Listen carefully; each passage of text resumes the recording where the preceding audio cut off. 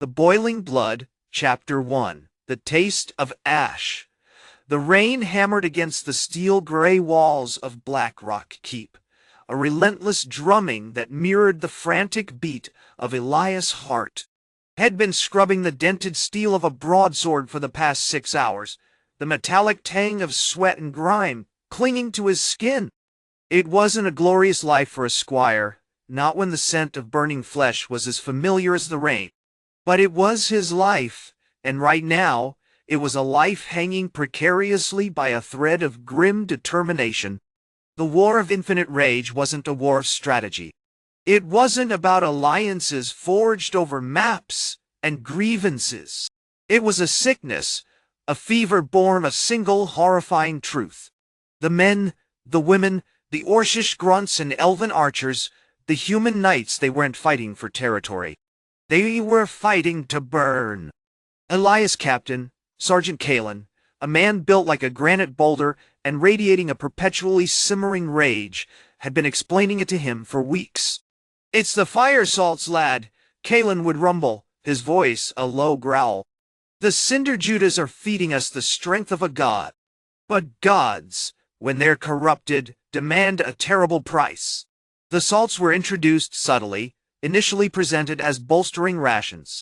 Fine reddish powder mixed into the gruel, shimmering with an unsettling heat. They promised bursts of unstoppable fury, the ability to cleave through enemy lines, the very strength to endure 1,000 blows. They delivered, but they delivered with a devastating, horrifying grace. The fever began as a tingling warmth, escalating to a searing burn, culminating in the horrifying spectacle of flesh, erupting in crimson flame and collapsing into ash. Elias had witnessed it himself, just last week. Corporal Boren, a veteran Orcish Grunt known for his brutal efficiency, had roared with a manic delight as his body ignited, his last cry a choked whisper of glory. Elias had scrambled backwards, vomiting, the taste of ash coating his tongue. Tonight, however, was different. Tonight, Elias had discovered something that shattered everything. Had been tasked with inspecting a shipment of newly delivered rations, a duty he normally loathed. The barrels were stacked neatly in the armory, sealed with iron bands, each bearing the crimson sigil of the Iron Heart Kingdom, a stylized heart pierced by a dagger. Had been checking for rot, for contamination, when he noticed a discrepancy. One of the barrels, marked with a particularly elaborate sigil, was subtly warmer than the others. Curiosity, a dangerous trait for a squire, compelled him to pry open the barrel with his wrench. The smell hit him first. Acrid, metallic, layered with a burning sweetness. Then he saw it.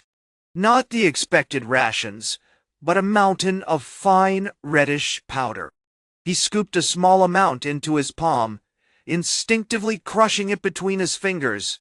The heat intensified, burning through his gloves, stinging his skin. He brought the powder to his lips, compelled by a horrifying fascination. The taste was intoxicating. A rush of raw power, of brutal satisfaction, flooded his senses. But beneath the sensation was something else, a cold, sickening awareness, a whisper of knowing. He spat it out, gagging, and stared at the powder. This wasn't a stimulant. This was something far more sinister. Had seen the discoloration on the faces of the men who consumed it. The vacant stares, the manic energy, the inevitable, glorious consumption. This powder was feeding the flames. Just then, Sergeant Kalen appeared, his face etched with a grim resolve. "Elias, what have you found?" Elias hesitated, clutching the barrel, the powder still clinging to his gloves. "Sergeant, I've found the source." He presented the barrel, his voice barely a whisper. Kalen examined the powder, his eyes narrowing. "The Cinder-Judas. They weren't just fueling us. They were harvesting us." He picked up a handful of the powder, letting it fall through his fingers like crimson sand. "This isn't strength, Elias. It's fuel." As Kalen spoke, a distant tremor shook the keep. The rain intensified, transforming into a torrent. And then, a high-pitched whine, like the song of a dying god, echoed across the volcanic plains, a sound that spoke of rising heat and impending doom. The air grew thick, heavy with the scent of sulfur. The war of infinite rage, it seemed, was about to escalate. And Elias knew, with a chilling certainty, that the fate of the kingdom of Ironheart, the Molten-Axe Orcs, and the Sun-Vein Elves rested on the shoulders of a lowly squire and the knowledge of a single, terrifying truth. Chapter 2. The Obsidian Echo. The rain hammered against the walls of the keep, a relentless, furious drumming that mirrored the frantic pace of the investigation.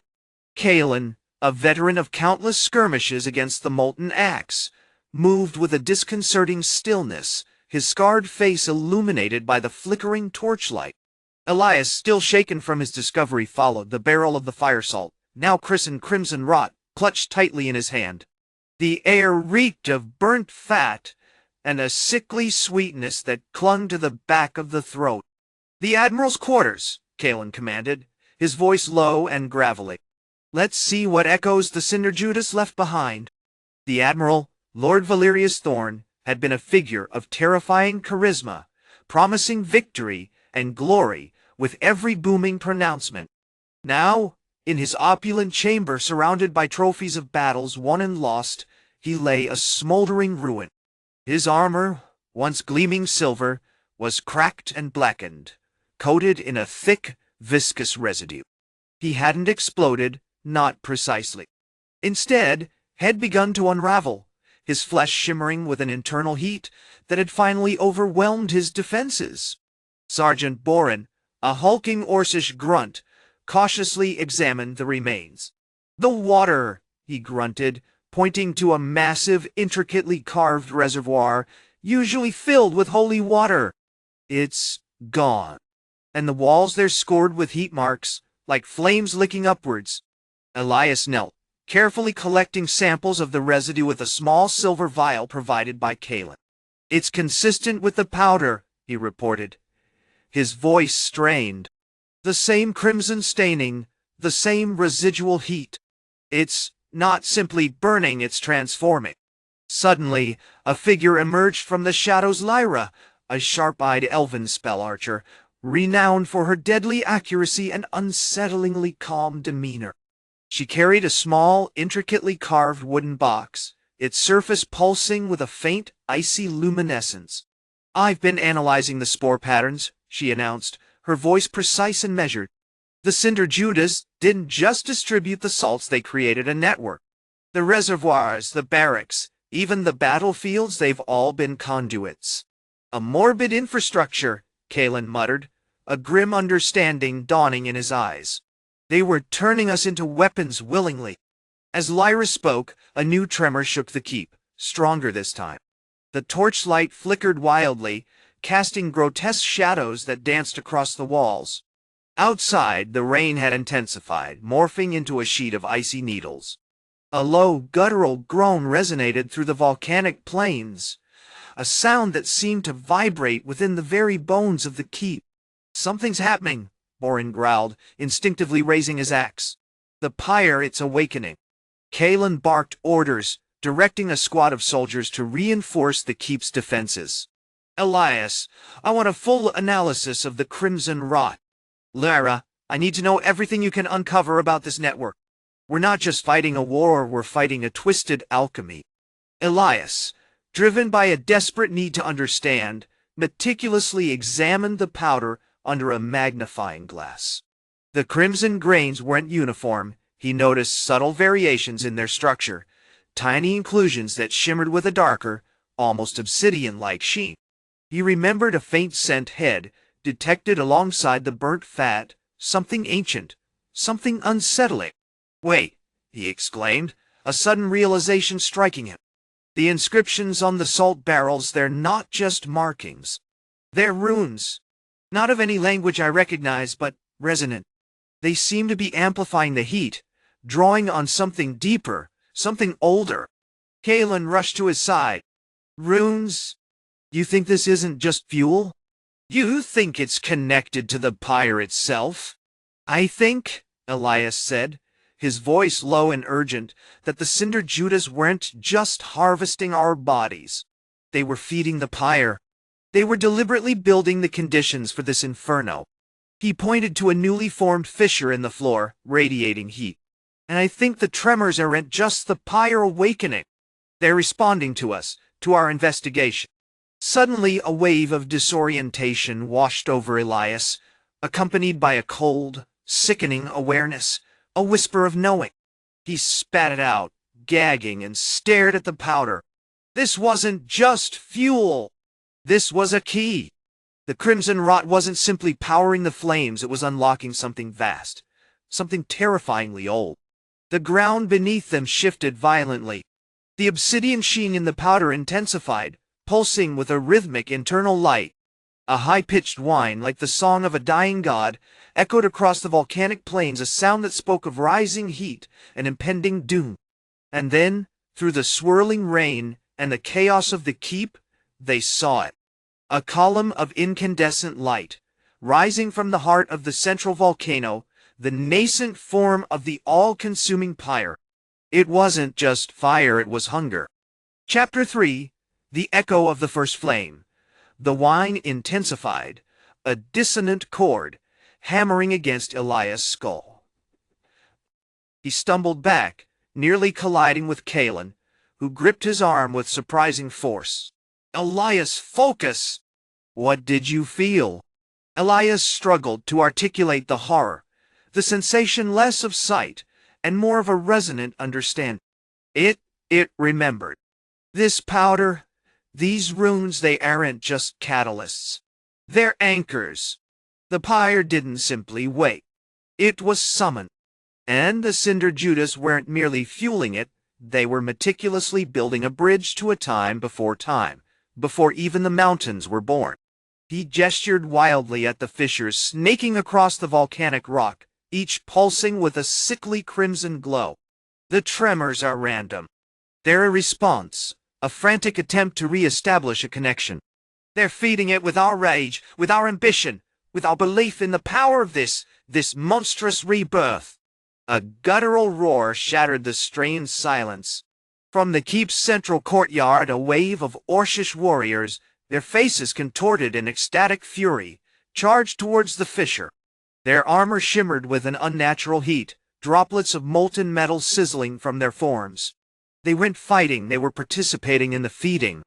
Behind them, the remnants of the Ironheart Guard, already exhibiting the telltale signs of crimson rot, flushed skin, dilated pupils, an unsettling gleam in their eyes, followed in a horrifying, relentless tide.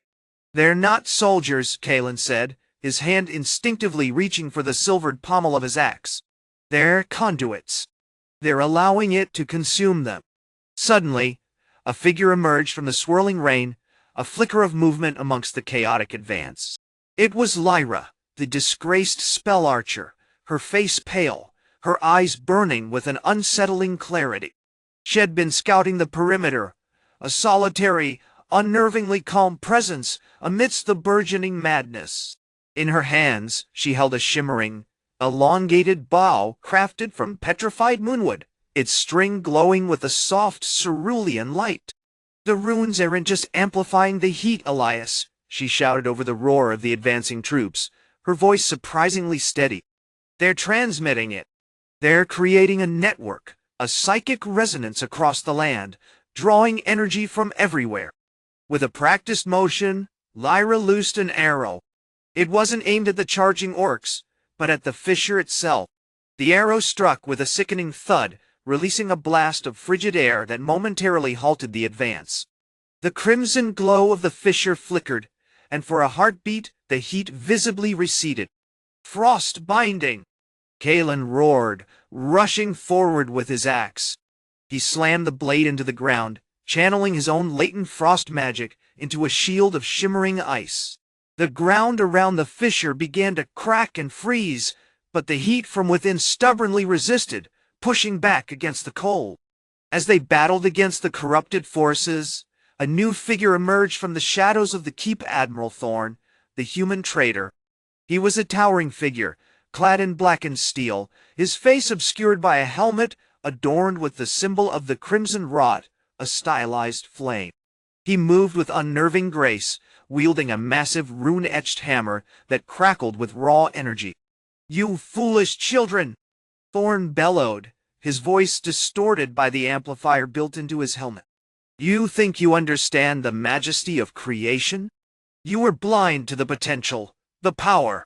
He swung his hammer, sending a wave of incandescent force that incinerated a section of Kaelin's ice shield. The column of incandescent light from the volcano, now towering over the plains, pulsed with renewed vigor.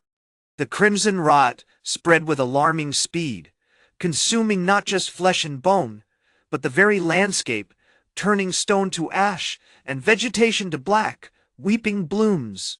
Elias realized with chilling clarity that they weren't fighting a physical enemy. They were battling a force of pure primal entropy, an echo of the universe's first scream. The Cinder-Judas hadn't just sought to unleash a destructive fire, they sought to return to the genesis of all things, to a state of pure, unbridled destruction. "The right of the still sea," Elias muttered, his mind racing. "It's not about extinguishing the fire. It's about containing it."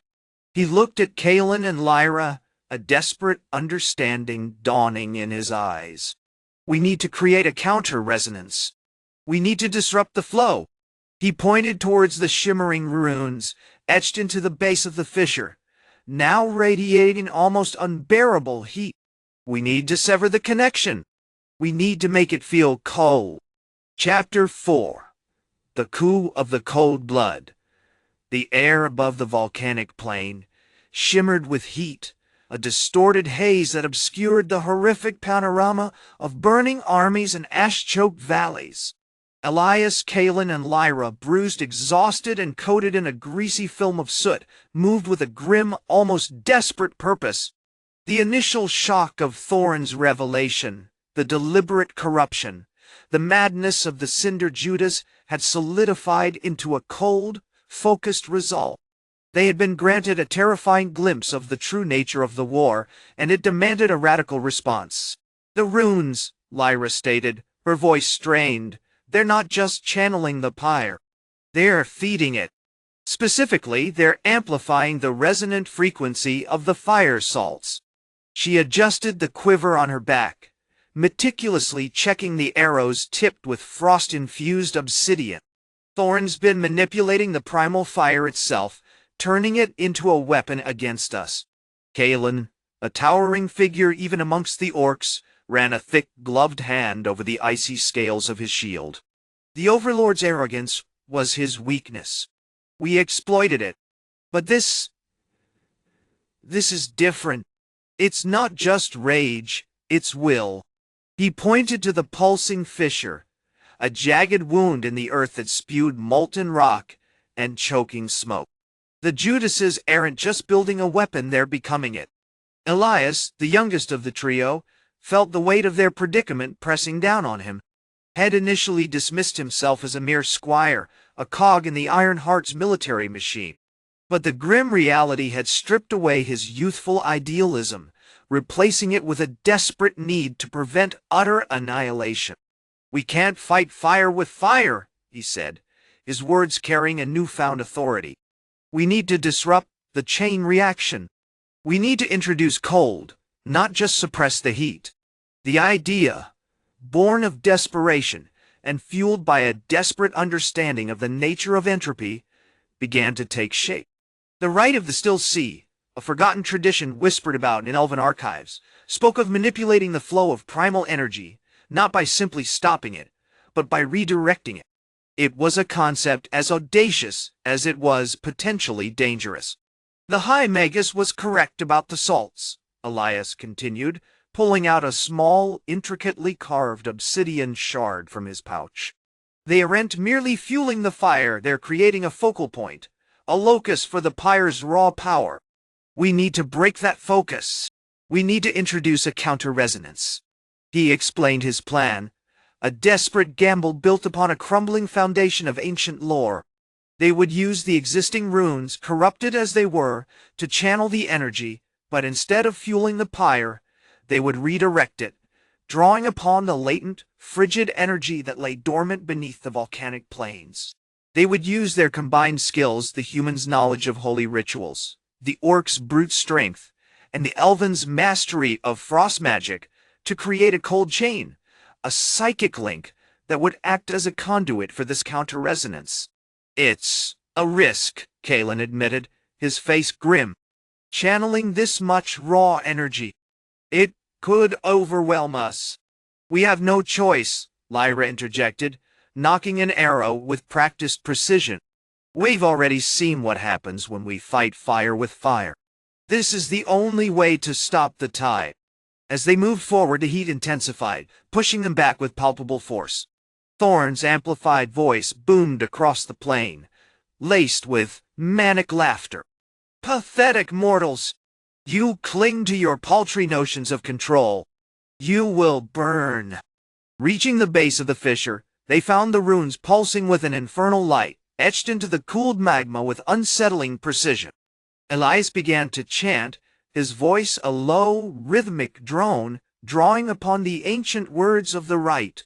Kalen, using his immense strength, positioned himself to act as a conduit, while Lyra prepared to unleash a barrage of frost-infused arrows, each one tipped with carefully crafted glyphs designed to disrupt the flow of energy. Suddenly, a figure emerged from the swirling smoke. Admiral Valerius, the human traitor, clad in shimmering, heat-resistant armor and wielding a weapon that resembled a miniature volcano. "You dare interfere?" he roared, raising his weapon. "You think you can halt the inevitable?" But Elias wasn't waiting. He channeled his energy, focusing his will, and initiated the cold chain. A faint, shimmering blue light spread between them, connecting their minds, amplifying their intent.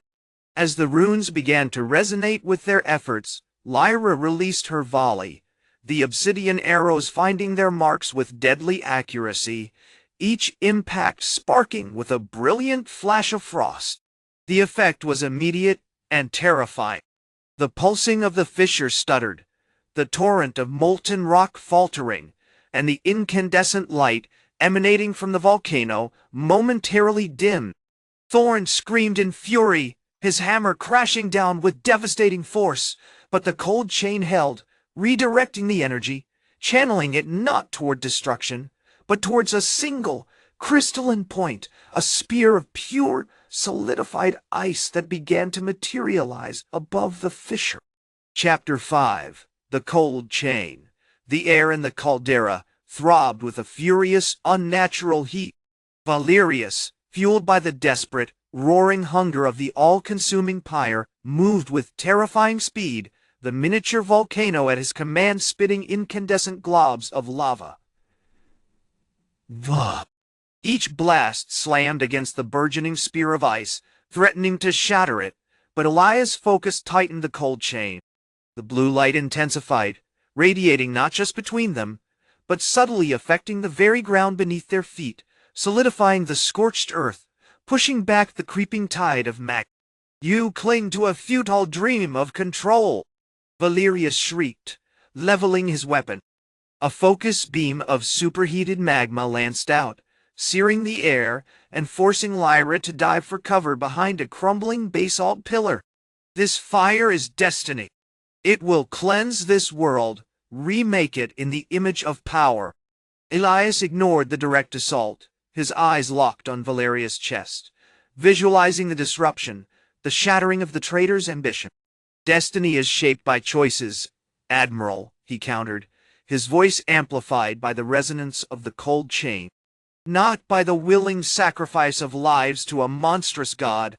Kalen, positioned furthest back, was a whirlwind of controlled fury. Had been a skeptic from the outset, the brutal efficiency of the war unsettling even his Orcish sensibilities.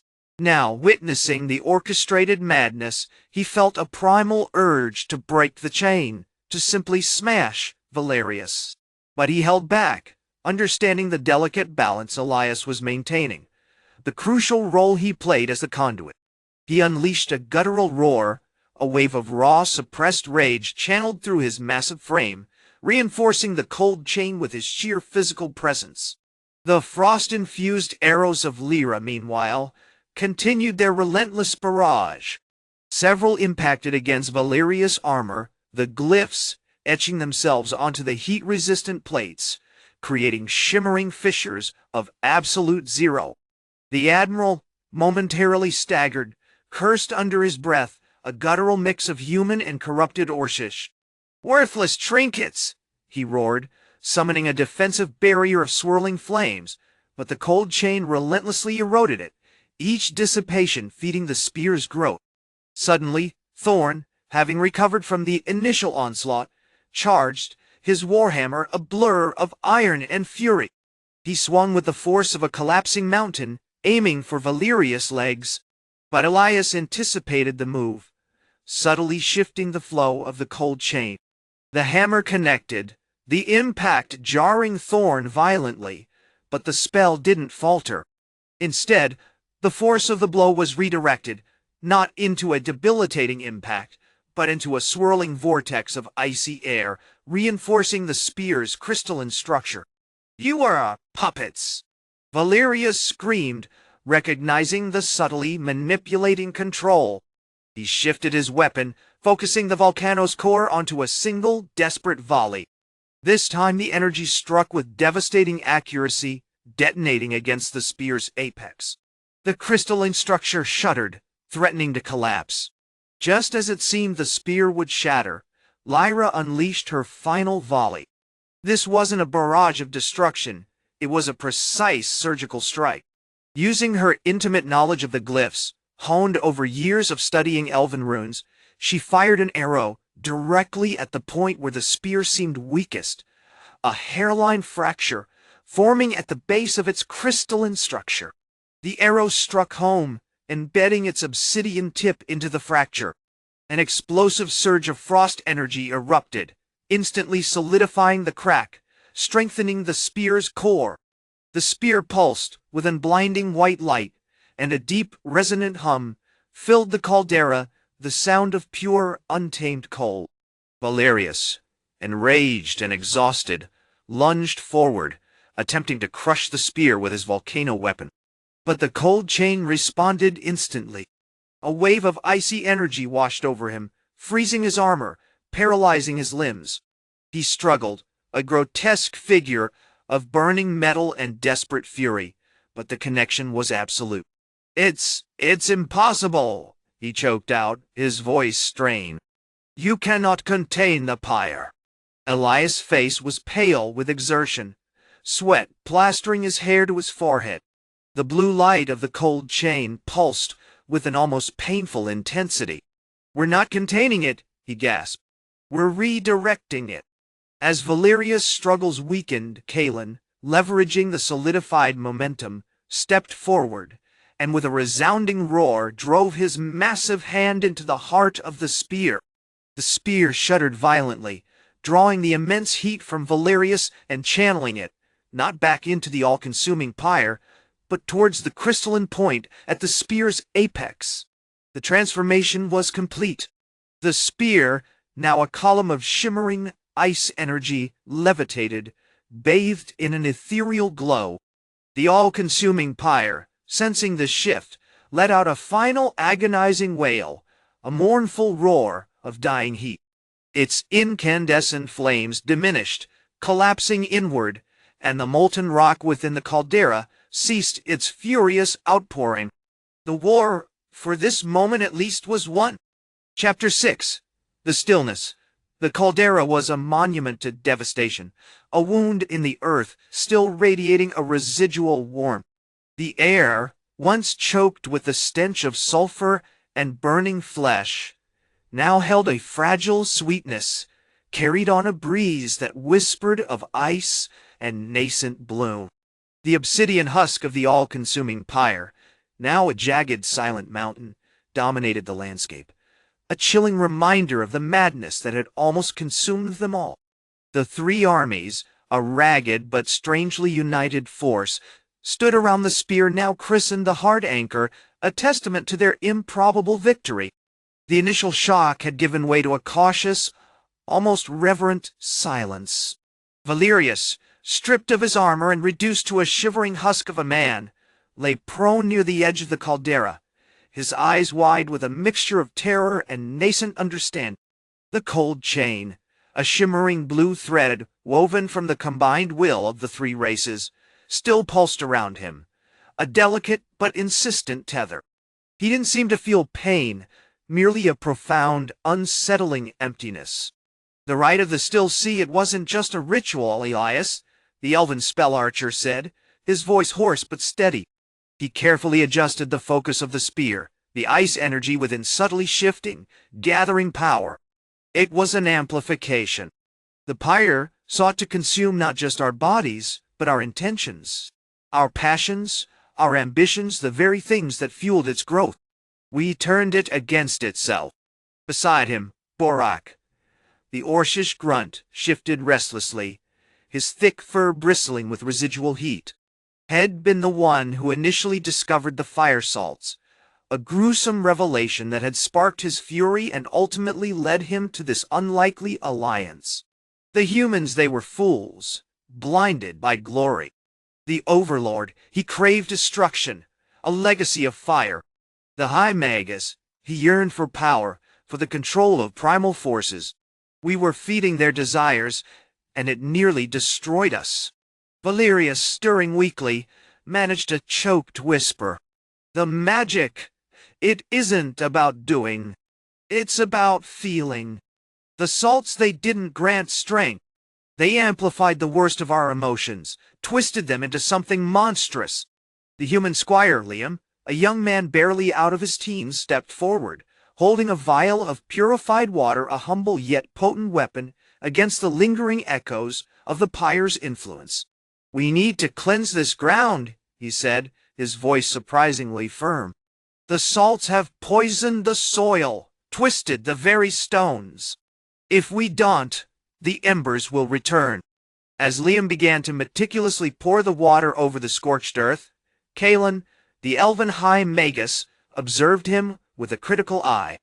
He hadn't fully recovered from the ordeal. The internal fire, though contained, had left him weakened and prone to sudden surges of icy energy. The spear, it requires a conduit, he announced, extending a hand towards the hard anchor. We need to channel the essence of this land, the resilience of the mountains, the serenity of the deep pools to bolster its power. I will attempt a weaving spell, a sympathetic resonance. He began to chant, a low melodic incantation in the ancient elven tongue, his hands moving in intricate patterns. The blue light surrounding the spear intensified, bathing the caldera in an even more vibrant glow. The air crackled with energy, and a network of shimmering frost began to spread outwards, not as a destructive force, but as a gentle, restorative embrace. Suddenly, the ground beneath them trembled. A new wave of heat, weaker than before, emanated from the pyre's base. It wasn't the furious, destructive heat of the earlier days, but a subtle, insistent warmth, a lingering echo of the pyre's consciousness. It's resisting, Elias shouted, drawing his frost-tipped bow. It's trying to reignite. But Kalen didn't falter. He focused his energy, his face contorted with effort. The chant grew louder, more urgent, and the frost weave around the spear thickened, becoming almost impenetrable. Then a voice, not spoken aloud, but felt within their minds, resonated through the caldera. It was ancient, vast, and filled with an unbearable sorrow. You cannot silence the flame. It is the essence of creation. You seek to extinguish it, but you are merely rearranging the ashes. Borak, surprisingly, was the first to react. He let out a guttural roar and charged towards the pyre, hefting a massive stone hammer. "Let it burn!" he bellowed, bringing the hammer down with savage force. But the hammer shattered against the obsidian, leaving no mark, no effect. Kalen immediately intercepted him, a focused blast of icy energy freezing Borak's arm mid-swing. "Control yourselves," he commanded, his voice strained.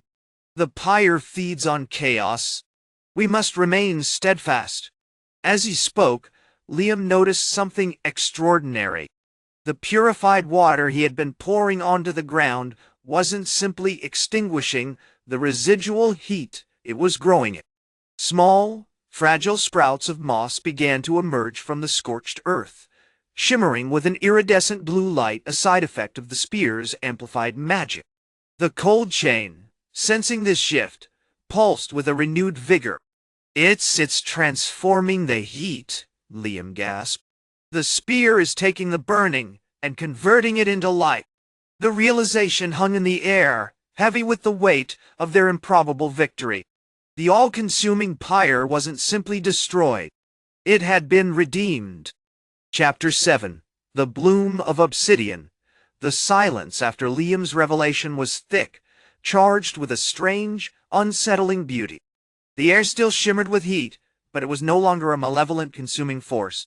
It was tempered, refined, woven with the spectral blue glow of the moss and a low, almost musical hum emanating from the obsidian core of the pyre. Borak, his frozen arms still held rigid by Kaelin's chilling gaze, stared at the mountain of black stone with a bewildered expression. The Orcish Grunt, known for his brutal efficiency, seemed momentarily humbled, the rage that had defined his existence flickering like a dying ember. "So, we didn't destroy it," he rumbled, the words a heavy disruption to the unnatural quiet. "We changed it?" Kaelin, ever the pragmatist, nodded slowly. "The spear didn't annihilate the pyre. It channeled its power, learned to utilize it. It's not a destroyer, but a crucible." Liam, fueled by adrenaline and a burgeoning sense of understanding, was already meticulously examining the iridescent moss. The cold chain isn't just suppressing the heat, it's acting as a catalyst. The spear's magic, amplified by the purified water, is forcing a transformation. It's turning this volcanic nightmare into fertility. He carefully touched a leaf of the moss. It pulsed with a warmth that wasn't burning, but invigorating, almost joyous. The voice, it wasn't warning us, he realized, a shiver running down his spine. It was teaching us. The revelation sent a ripple through the assembled ranks. The Ironheart soldiers, initially wary of the Orcish Grunt and the disgraced Elven Spell-Archer, shifted their stance, their hardened expressions softening with tentative curiosity. The Molten-Axe Orcs, a notoriously volatile bunch, lowered their axes, a murmur of surprised comprehension spreading through their ranks. Even the hardened elves, steeped in centuries of stoic defense, seemed momentarily captivated by the improbable spectacle. Suddenly, a rhythmic chanting arose from the elven ranks. High-Magus Lyra, though still bound by the frost-binding spell, was subtly influencing the ritual, directing the flow of magic with a barely perceptible tremor of her hands. The chanting, ancient and resonant, seemed to resonate with the pulsing moss, amplifying its luminescence. "The spirit's feeding on the chant," Kaelin observed, his eyes narrowed. "It's learning to draw sustenance from our intent, from the very act of shaping this heat." As the chant intensified, the moss began to spread rapidly, its blue glow intensifying and branching out across the scorched caldera. The obsidian mountain itself began to subtly shift. Vines of shimmering, crystalline material started to emerge from within, tracing intricate patterns across the black stone. Small, fragile flowers, blooms of an impossibly vibrant violet, began to push their way through the cracks, their petals unfurling in the heat. Then, a movement caught Liam's eye. From the heart of the obsidian, a single, perfectly formed seed, a sphere of pure, solidified blue light, drifted upwards, suspended in the air. It pulsed with a gentle rhythm, mirroring the beat of the chant, and seemed to draw energy from both the spear and the blossoming moss. A low groan echoed through the caldera, not of pain or destruction, but of profound, ancient relief. The voice, once a mournful lament, shifted, becoming richer, more complex. "You are not rearranging the ashes. You are sowing the seeds." Borak, driven by an instinct he couldn't comprehend, extended a hand towards the sea. "What is it?" he demanded, his voice raw with confusion. "It's an echo," Liam answered, "a fragment of the pyre's original intent, a symbol of its potential. The spear isn't just channeling the heat, it's creating new possibilities." But the voice was interrupted by a chilling realization. The violet blooms, now in full bloom, began to emit a low, guttural hum. The moss pulsed with an unsettling intensity. The obsidian mountain, no longer simply a dormant volcano, began to grow, expanding outwards with alarming speed, fueled by the channeled heat and the seed's ethereal light. "It's accelerating!" Kalen shouted, his voice laced with urgency. "The transformation is becoming uncontrolled." Before them, the mountain of obsidian wasn't simply blooming.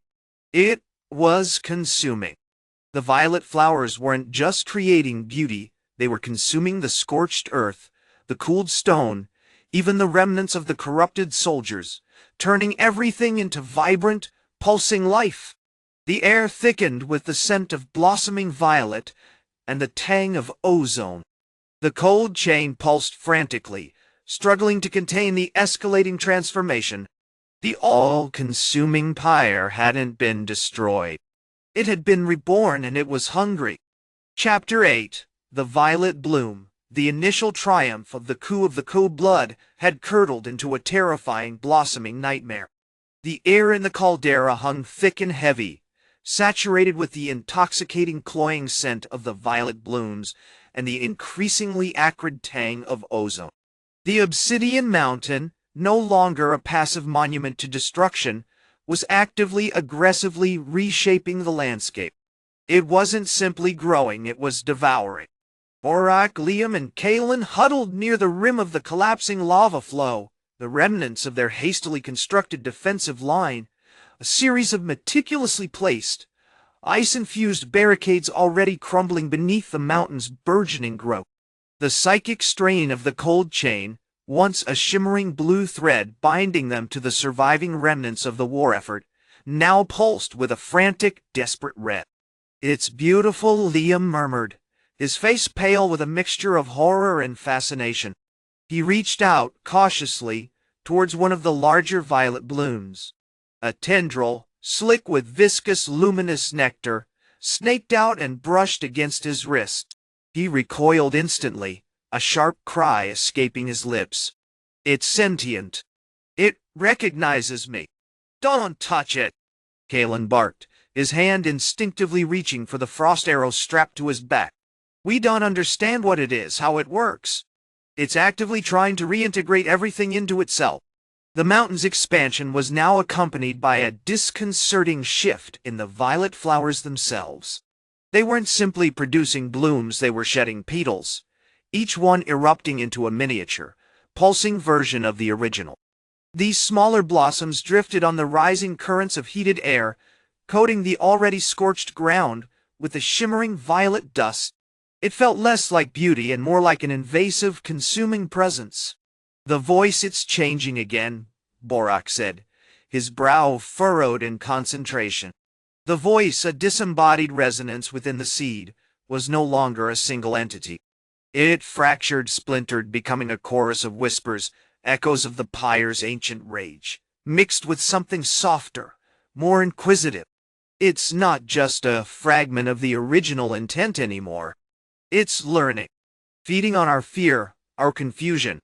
Suddenly, the ground trembled violently. The obsidian mountain shuddered, and a colossal section of its surface, a gaping maw of pulsating violet, lifted itself, revealing a core of pure, incandescent light.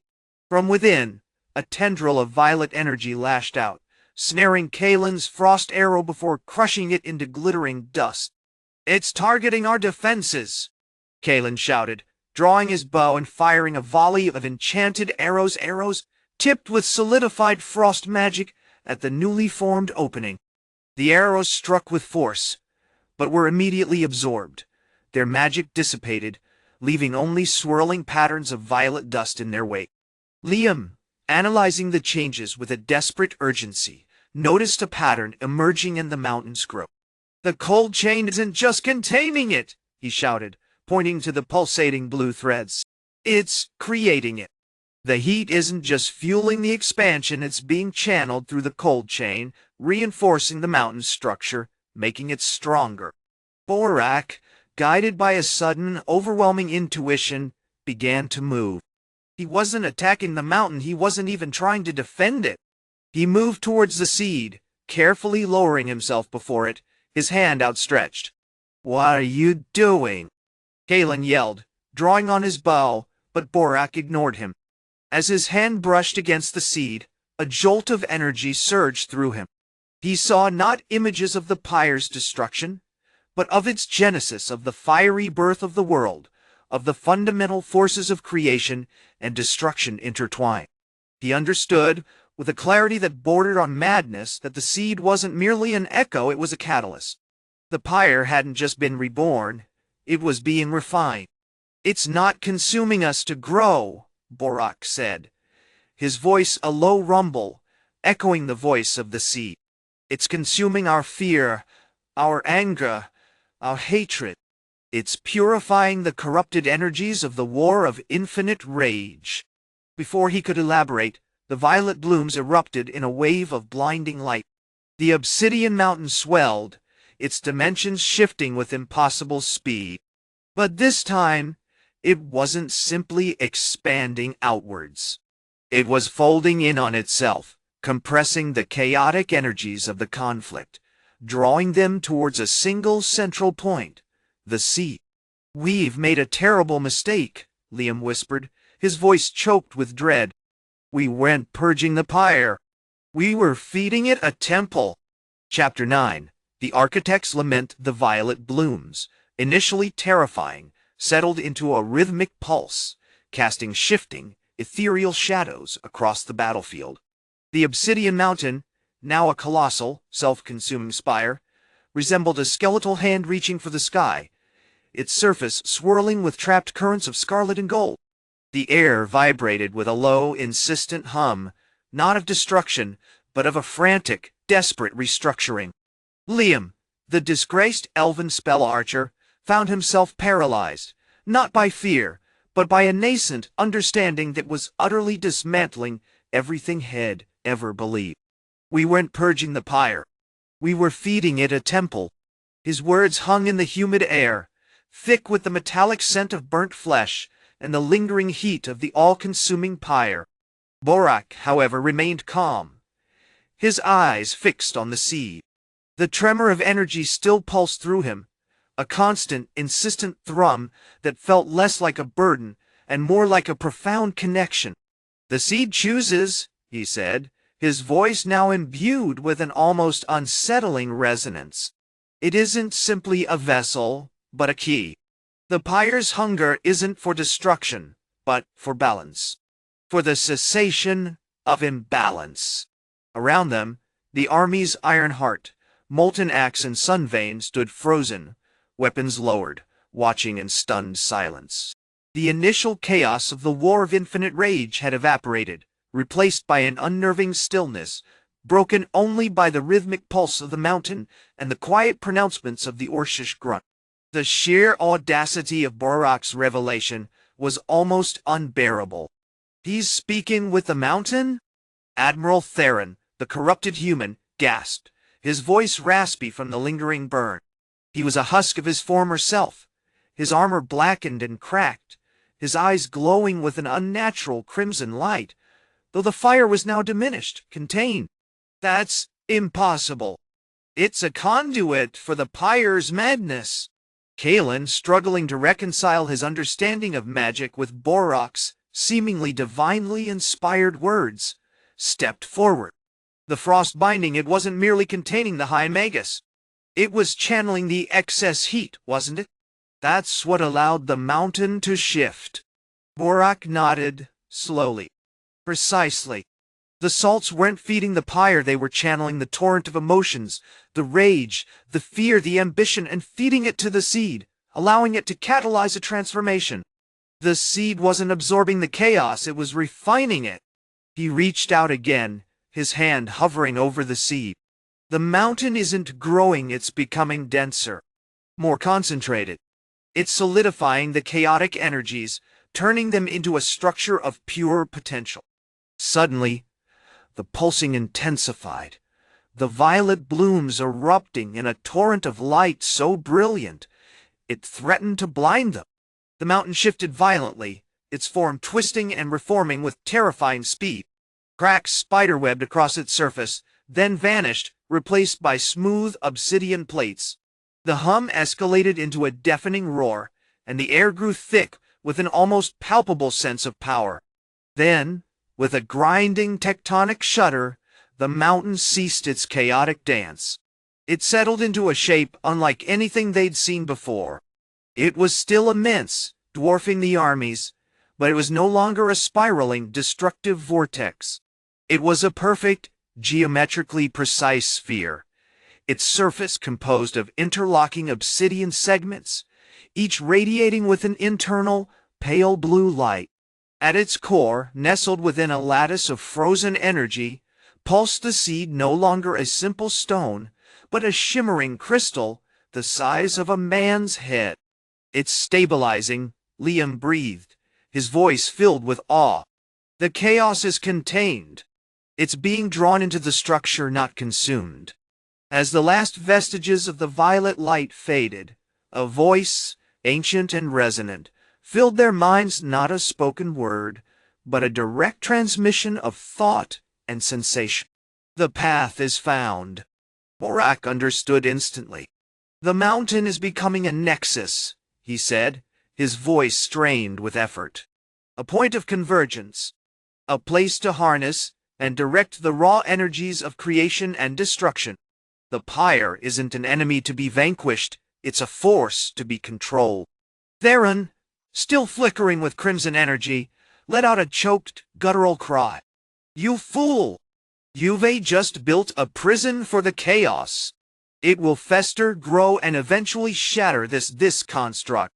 But as he spoke, a tremor ran through the sphere, and a single perfect obsidian shard detached itself, floating towards him.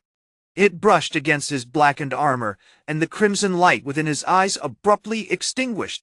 He slumped to the ground, a silent, inert husk. The voice returned, fainter now. "Balance is maintained. The cycle continues." The realization crashed over the remaining soldiers. The war of infinite rage hadn't been a battle, but a carefully orchestrated act of creation.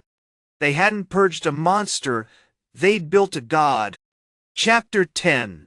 The echo of obsidian. The immediate aftermath of Theron's fall was a blanket of stunned silence, thicker than the volcanic ash that perpetually choked the valley.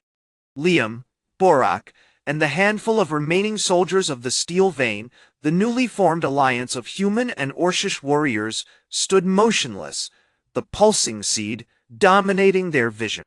The rhythmic hum it emitted felt less like magic and more like the heartbeat of a colossal, imprisoned beast. "He was right, in a way," Liam admitted, his voice hoarse. "We didn't destroy a monster. We facilitated its birth. This seed, it's not just containing the pyre's essence, it's amplifying it. Every surge of heat, every moment of uncontrolled rage is feeding this thing." Borak, his usual gruffness tempered by a grim focus, circled the seed, running a calloused hand over its impossibly smooth surface. The voice it spoke of, balance. "The pyre isn't inherently evil. It's an expression of raw creation, of the universe's potential for both order and destruction. These traitors didn't want to control it, they wanted to weaponize it." The realization settled upon them, heavy and unsettling. The war of infinite rage wasn't a conflict fueled by hatred, but a perverse experiment, a desperate attempt to harness the very forces that threatened to consume them. The Admiral, the Overlord, the High-Magus, they hadn't been driven by ambition, but by a horrifying, terrifying conviction that they held the key to ultimate power. Suddenly, a tremor shook the ground, stronger this time. The seed pulsed violently, its violet light flaring momentarily, casting grotesque shadows that danced around the assembled warriors. Cracks spiderwebbed across the surrounding obsidian floor, and a low, guttural moan seemed to emanate from the very stone beneath their feet. "It's reacting to our presence," yelled Anya, a young human scout, her hand instinctively reaching for the hammer strapped to her back. "The energy's intensifying." Borak, instinctively taking charge, barked orders. "Secure the perimeter." Liam analyzed the seed's fluctuations. Anya assessed the structural integrity of the chamber. "We need to understand why it's reacting." As Liam worked, meticulously recording data on a slate etched with runes of protection, he noticed a distinct pattern. "The surges aren't random," he announced, his brow furrowed. "They're responding to emotions. Specifically, to concentrated bursts of anger, fear, and, strangely, hope. Hope." Theron's final words echoed in their minds, a chilling reminder of the architect's misguided intentions. "It's subtle," Liam explained. "The seed is feeding on positive emotions too, amplifying them, turning them into raw energy. It's like a mirror reflecting our own desires, but distorted, magnified, and weaponized." That's when the tremors escalated into full-blown seismic activity. A section of the cavern wall crumbled, revealing a vast chamber beneath, filled with intricately carved obsidian pillars. Each pillar pulsed with the same violet light as the seed, arranged in a complex geometric pattern that seemed to shift and rearrange itself with every pulse. "This wasn't a volcanic chamber," Borak stated, his voice low with awe and dread. "This was a forge, a repository for the pyre's essence." Then, a new voice, older and far more resonant than the previous, filled their minds. It didn't transmit thought. It projected knowledge, an overwhelming torrent of images and sensations. The birth of the pyre, the rise of the Cinder-Judas, the slow, deliberate manipulation of the warring kingdoms. "You seek to control what cannot be controlled. You believe you can impose order on chaos, but chaos is the foundation of all things. The cycle requires sacrifice. Balance demands a choice." The voice faded, leaving them reeling, overwhelmed by the sheer weight of its pronouncements. "It wants us to make a choice," Liam said, his hand trembling as he wrote furiously on his slate. "A sacrifice." As if in answer, a single smaller shard of obsidian detached itself from the seed, rotating slowly before drifting towards the heart of the newly revealed chamber. It settled upon one of the obsidian pillars, glowing with an intense violet light. Suddenly, the entire structure began to vibrate with a terrifying intensity. The violet light intensified, coalescing into a swirling vortex. From the center of the vortex, a figure began to materialize, a miniature version of the all-consuming pyre, no bigger than a child, but radiating the same searing heat and destructive energy. "It's extracting the energy," Borak gasped, his face pale. "It's drawing the heat from the seed and channeling it into this miniature pyre." The miniature pyre pulsed, growing rapidly, consuming the violet light. And then, with a deafening roar, it launched itself directly at Liam, its tiny fiery form growing with terrifying speed. "Liam!" Anya screamed, raising her hammer, but it was too late. The miniature pyre engulfed him, and just as quickly it vanished, leaving behind only a perfectly formed obsidian tier rolling across the stone floor. The seed, now significantly diminished, pulsed with a calmer, more measured rhythm. The cycle continued, but with a new, unsettling consequence, a deliberate, horrifying act of self-sacrifice. Chapter 11.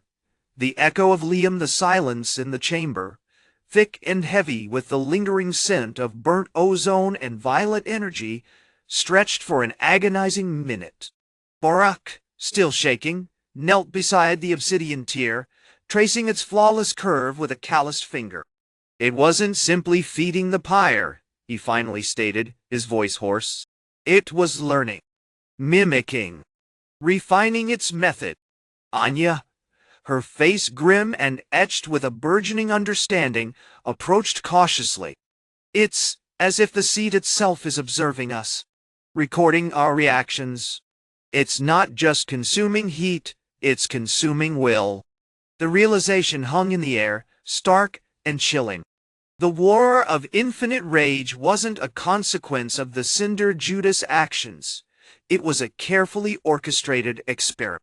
The seed, the legendary origin point of all magic, wasn't just passively reacting to the escalating heat. It was actively shaping it, feeding off the desperate, furious energy of the three armies. The coup! Liam's voice echoed faintly in their minds, a recorded message salvaged from his slate. They hadn't realized, until this moment, that had been documenting everything, a desperate attempt to understand the impossible. The salts.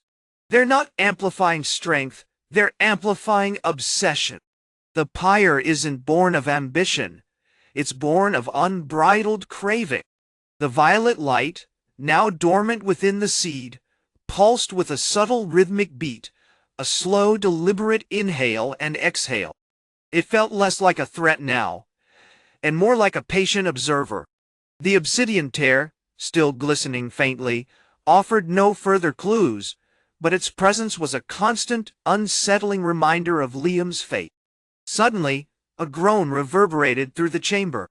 From the far corner, where the walls had begun to crack and crumble under the seed's relentless influence, a figure emerged. It wasn't a soldier, an orc, or an elf. It was something else.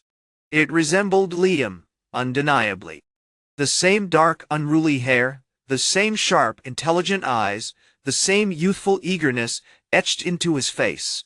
But this Liam was formed entirely of swirling, violet energy, shimmering and unstable.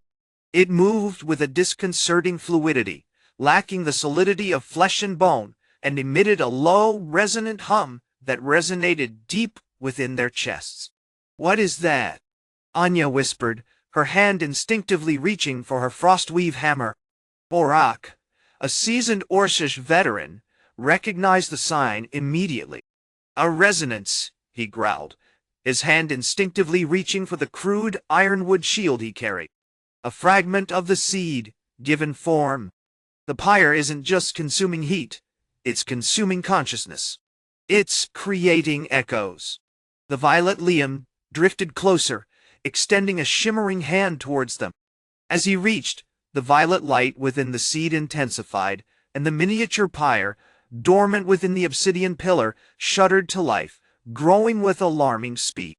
It wasn't a destructive force anymore, it was inquisitive. "It's analyzing us," Anya realized, her voice laced with fear.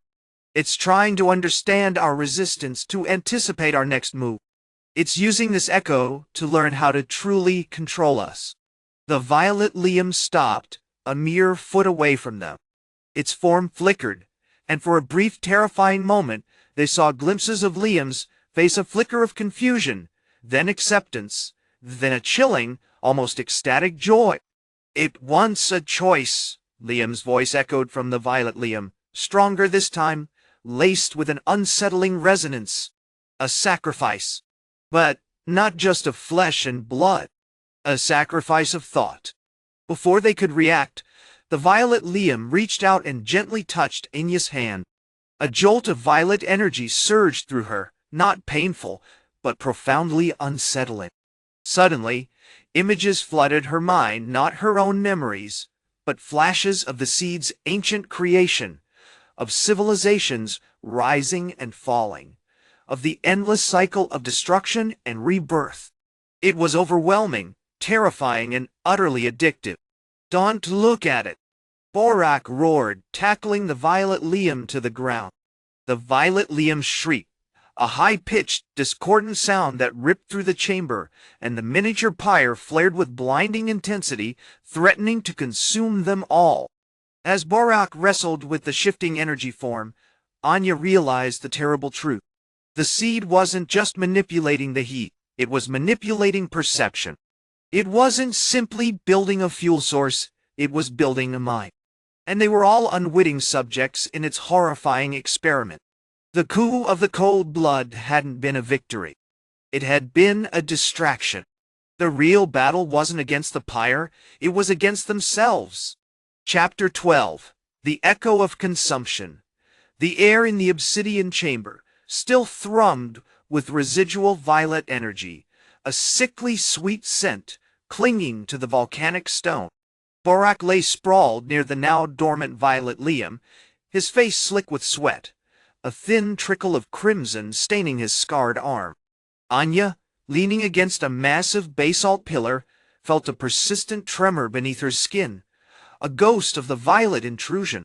Liam's voice, a fractured echo, still reverberated in her mind, a demand for a sacrifice of thought. "Don't look at it." Borak's warning still echoed in Aya's ears, a desperate attempt to wrest control from the insidious influence. But the violet Liam hadn't vanished entirely. It manifested as a shifting, shimmering haze, occasionally coalescing into fleeting images, faces, landscapes, moments of profound beauty and unbearable horror, all filtered through a lens of alien understanding. "It's not just feeding the fire," Anya said, her voice a strained whisper. "It's feeding us." She glanced at Borak, who was slowly pushing himself up, wincing as he touched his injured arm. "We thought we were fighting a monster, but we've become its puppets." Borak grunted, his Orcish eyes scanning the chamber, a familiar grimness etched onto his features. "Then we fight this new puppet. This echo." He gripped the haft of his massive warhammer, the obsidian head gleaming faintly in the dim light. The Admiral, the Overlord, the High-Magus. They weren't consumed by rage. They were consumed by choice. They offered themselves as vessels. Anya nodded, the horrifying realization sinking in with crushing weight. The war of infinite rage wasn't a fever, it was a carefully cultivated obsession, a meticulously crafted illusion designed to erase free will. The fire salts hadn't just fueled the pyre, they had hollowed out their minds, creating receptive spaces for the seed's insidious influence. "We need to understand why," she said, a sudden urgency gripping her. "Why does it want this sacrifice of thought? What does it gain?" Suddenly, a flicker of movement in the haze caught Anya's attention. The violet Liam, in a new form, a miniature, writhing tendril of violet light, reached towards her, not with a forceful touch, but with a tentative, almost inquisitive gesture. Within the tendril, she saw a projection, a single, colossal eye, ancient and infinitely sorrowful. Its not malicious, a voice, not spoken but felt, resonated within her mind. It was layered, echoing, like 100 whispers converging into a single mournful tone. "We were created to witness, to endure. The cycle, it's beautiful in its chaos, but it's stagnant. The pyre is not destruction, it is renewal. A forced ignition to cleanse the old, to make way for the new." "But you're corrupting it," Borak shouted, his voice laced with fury. "You're twisting a natural process into a grotesque parody." The eye within the tendril pulsed with an unsettling light. "Natural? All things are constructed, shaped by force. You humans seek order, your elves seek balance, your orcs crave power. But you lack the understanding of the fundamental currents. The pyre seeks not to destroy but to catalyze, to break the chains of predestination." Anya felt a wave of dizziness, the violet intrusion threatening to overwhelm her. "You're saying we're trapped in a loop, destined to repeat the same mistakes, the same cycles of destruction?" "Precisely," the voice responded, the resonance growing stronger, insistent. "And the only way to break the loop is to embrace the chaos, to willingly burn." Borak surged forward, swinging his warhammer with savage force, aiming to crush the violet Liam into nothingness. But as the hammer descended, the violet haze deflected it, scattering the energy in a blinding flash. The violet Liam, now a swirling vortex of light, expanded, filling the chamber with a suffocating pressure. "You misunderstand." The voice screamed, a desperate plea woven into the chaos. You seek to control the flame. We offer you integration. Become the fuel. Become the spark. As Anya watched, horrified, she realized the horrifying truth. The violet liam wasn't trying to consume them. It was trying to join them, to merge their minds, their perceptions, with its own vast ancient consciousness. Suddenly, a tremor shook the chamber, and a low guttural growl echoed from the depths of the volcano. A thin column of smoke rose from the central crater, carrying with it a scent of sulfur and something else, something intensely, alluringly familiar. The pyre stirs, Borak said, his voice grim. It's not just building a mountain of obsidian. It's building itself. The violet haze intensified, coalescing around Anya. She felt a tug, a compelling invitation to surrender her thoughts, to relinquish her sense of self. But then, she looked at Borak, at the weary determination in his eyes, and at the faint tremor of resolve in Liam's spectral echo. A flicker of defiance ignited within her. We don't need to become fuel, she shouted, her voice surprisingly strong. We need to understand the fire. Chapter 13. The Cold Embrace. The tremors worsened, rattling the obsidian foundations of the volcanic citadel. Dust, pulverized centuries of solidified magma, rained down on the assembled ranks, a grotesque, shimmering snow. The air thickened, tasting of ozone and something acrid, like burnt bone and regret. Borak, ever the pragmatist, barked orders, directing the remaining Ironheart soldiers to reinforce the crumbling perimeter. Liam's spectral echo, a shimmering distortion of light and memory, offered minimal tactical support. A confused whisper amidst the escalating chaos. The pyre is shifting its focus, he observed, his voice tinged with a chilling detachment. It's no longer just a mindless surge. It's targeted. Anya, still battling the insistent pull of the violet liam, pushed through the disorientation. The violet haze hadn't dissipated, it clung to her like a second skin, its touch both repulsive and mesmerizing. She realized with a sickening clarity that the initial integration attempt hadn't failed. The violet liam had simply adapted, patiently probing, attempting to find a foothold in the minds of the three unlikely heroes. It's feeding on our ambition, she said, her voice raw with exhaustion. On our desire for power. It knows we recognize the potential of the pyre. It wants to be that potential. Suddenly, a low rhythmic chanting erupted from the deepest recesses of the citadel. It was the Orcish Grunts, led by Krog, a hulking warrior who'd initially displayed a chillingly fervent loyalty to the Overlord. Now, Krog was chanting a counter-ritual, a primal invocation to the spirits of the mountain, a desperate plea for cooling stone and enduring strength. Krog's channeling the mountain's resistance, Borak observed, his hand instinctively reaching for the short sword strapped to his thigh. A desperate gamble. He's attempting to disrupt the pyre's flow, but it's a feeble attempt against a force that's grown so vast. The violet liam seemed to respond to the disruption, the haze intensifying, pulling at Anya with renewed urgency. She fought back, focusing on the faces of her companions, Borak's grim determination, Liam's quiet sorrow, and a flicker of nascent understanding in Krog's eyes.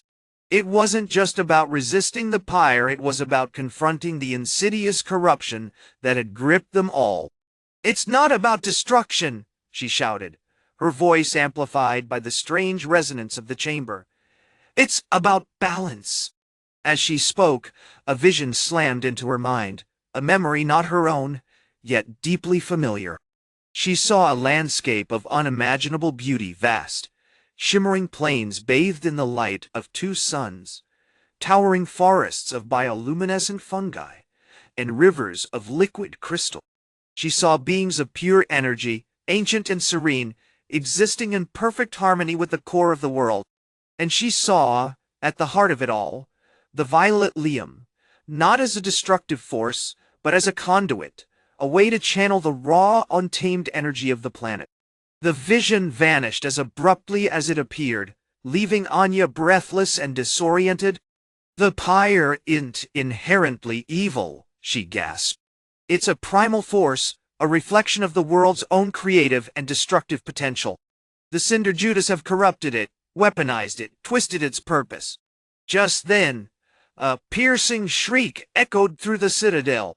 The Elven Spell-Archer, Ilara, a woman whose quiet grace masked a deadly proficiency with a frost-tipped bow, collapsed to her knees, clutching her head. The frost-binding spell she'd been weaving, intended to hold the High-Magus volatile flame, had backfired, overloading her own nervous system. "The salt, it's not just in the rations," she gasped, her voice distorted by pain. "It's woven into the very fabric of the citadel. The Cinder-Judas anticipated us. They've been subtly altering the architecture, amplifying the volcanic energy, guiding the flow of the pyre." Before Ilara could fully articulate her horrifying realization, the violet liam surged, engulfing her completely. A silent scream tore through the chamber, and Ilara vanished, leaving behind only a faint, shimmering residue.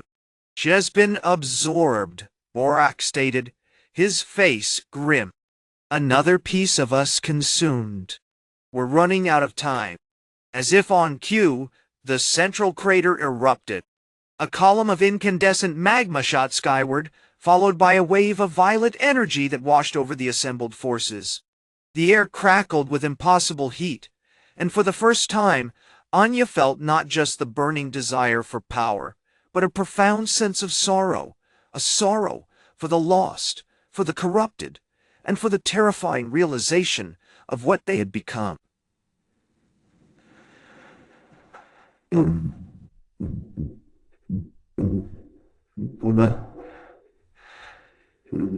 "The coup of the cold blood," she declared, her voice resonating with a newfound authority. "It begins now." With a shared glance of grim determination, Anya, Borak, and Krog moved forward, steeling themselves against the inevitable onslaught. The fate of their world, and perhaps their very souls, hung precariously in the balance, fueled by the boiling blood and the terrifying, alluring whispers of the violet liam. Chapter 14. The Coup of the Cold Blood. The violet haze lingered, a sickly sweet scent clinging to the air, thick with the stench of burnt flesh and suppressed fury.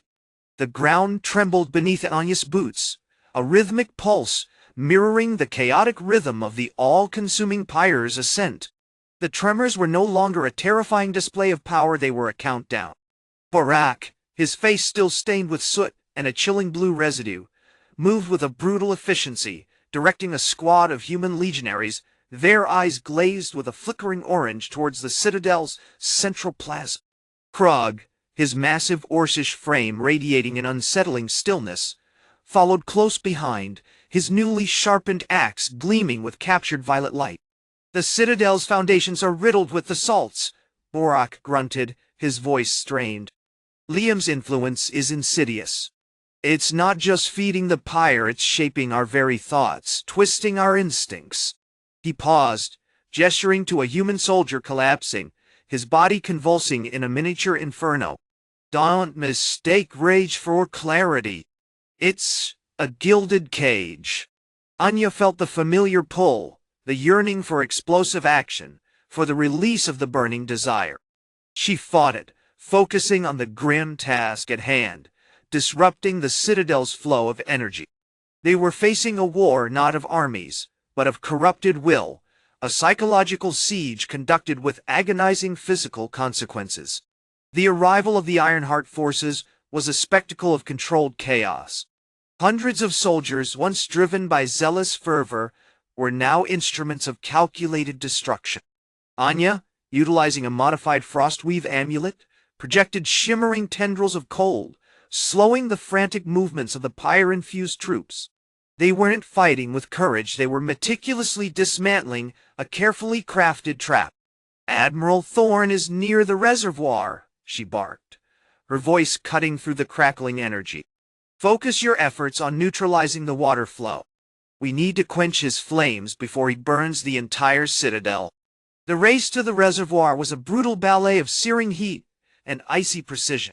Thorn, the Human Admiral, a man once lauded for his strategic brilliance, was now a grotesque parody of himself, skin blistering, armor glowing with an internal fire, his eyes burning with a manic intensity. He commanded a contingent of elite soldiers, their bodies radiating the violet luminescence of the salts, moving with unnerving speed and power.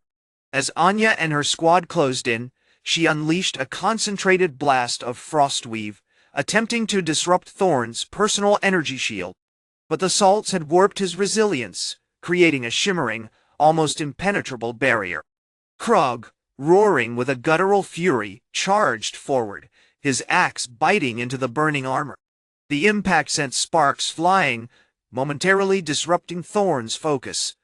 But the Admiral merely retaliated with a torrent of searing flames. Then, with a desperate maneuver, Anya activated her most potent weapon, a series of meticulously crafted holy water reservoirs, salvaged from the Citadel's ancient shrines. With a synchronized surge of power, she directed a deluge of the blessed liquid onto Thorn. The effect was immediate and devastating. The Admiral shrieked as the holy water, purified by centuries of faith, reacted violently with the fire salts, creating a blinding cloud of scalding steam and shattered shards of molten metal.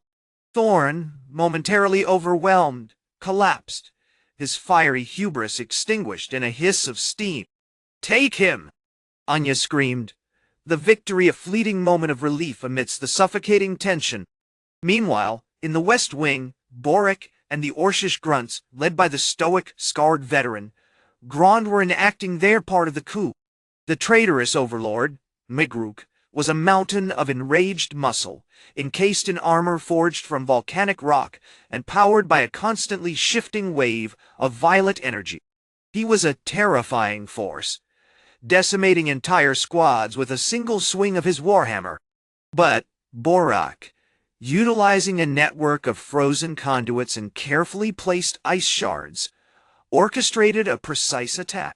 A glacier melt flood, channeled from the Citadel's highest reaches, slammed into Migruk, engulfing his armor in a torrent of freezing water.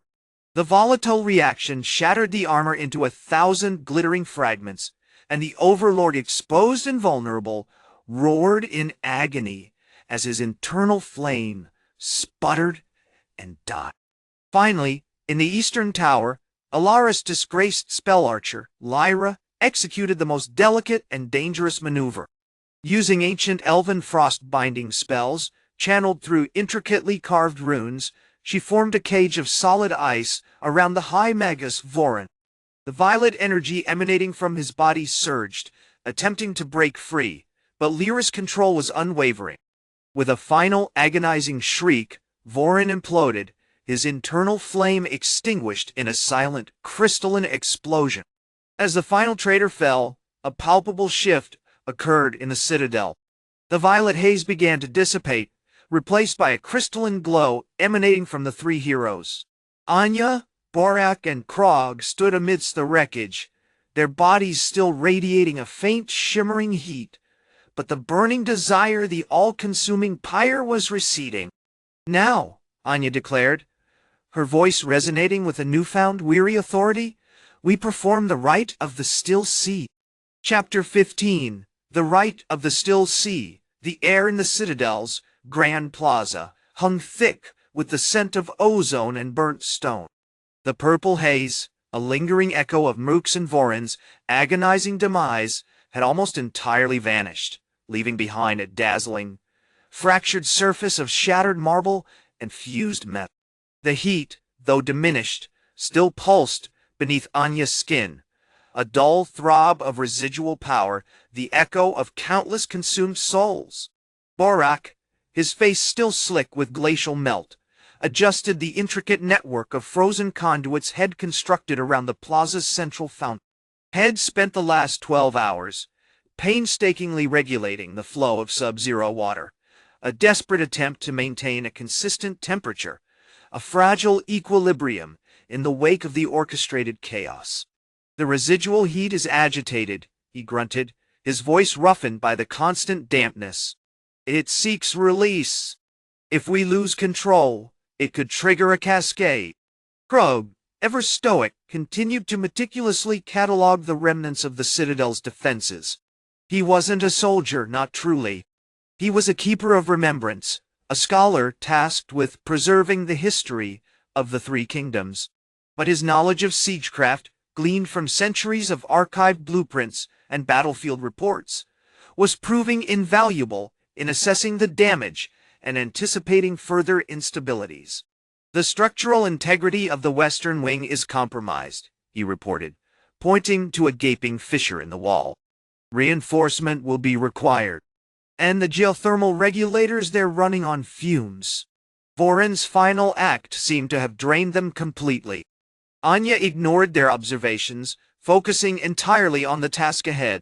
The Rite of the Still Sea was a procedure born of desperation, a hastily cobbled-together solution passed down through generations of elven mages, a method to contain and redirect raw magical energy, in this case, the malignant force born of the all-consuming pyre. It was a dangerous endeavor, reliant on a level of coordination and faith that felt increasingly fragile after the betrayals. "The preparations are complete," she announced, her voice firm, carrying a weight of responsibility that belied her youth. "The basins are filled with purified spring water, infused with concentrated frost crystals. The runes of binding are inscribed. We must proceed with precision." Around her, the assembled forces of Ironheart, the Molten-Axe Orcs, and the Sun-Vein Elves shifted nervously. The initial shock of the traitors' fall had given way to a profound unease. The sight of their revered leaders reduced to ash, consumed by the very power they'd sought to wield, had shattered their faith. The joyous cries of victory had been replaced by a quiet, apprehensive silence. It was Lyra, the disgraced Spell-Archer, who broke the silence. She approached Anya, her movements hesitant, her eyes filled with a complex mix of remorse and determination. "Anya," she said, her voice barely a whisper, "I need to tell you something. The frost-binding runes I used to contain Voron, they weren't just drawn from the Codex of the Silent Glaciers. They were modified. Subtly. I incorporated fragments of the pyre's essence." Anya's hand froze mid-gesture. "What do you mean?" Lyra took a shaky breath. "I realized that to truly contain the pyre, we couldn't simply suppress it. We needed to understand its nature. I theorized that focusing the frost binding on the pyre's essence, its hunger, its yearning for heat, might create a feedback loop, a controlled burn that could ultimately dissipate it. The revelation hung heavy in the air. It was a dangerous gamble, tampering with the raw core of the pyre. But Anya understood. They weren't just extinguishing a flame, they were attempting to starve it. "We proceed," she commanded, her voice regaining its authority. "Krog, ensure the conduits remain operational. Vorak, monitor the temperature fluctuations. Lyra, maintain your vigilance. We will begin the rite." With deliberate movements, Anya raised her hands, channeling the combined energies of the Three Kingdoms. The air shimmered, and the crystalline glow intensified, bathing the plaza in an ethereal light. Around them, the soldiers of Ironheart, the Molten-Axe Orcs, and the Sun-Vein Elves, a patchwork army forged in betrayal, and fueled by a desperate hope, began to chant the ancient words of the rite, a low, resonant murmur that blended with the steady flow of frozen water and the crackling of residual energy. As the final syllable echoed through the plaza, Anya reached out and took the hands of Borak and Lyra. "Let the cold chain begin."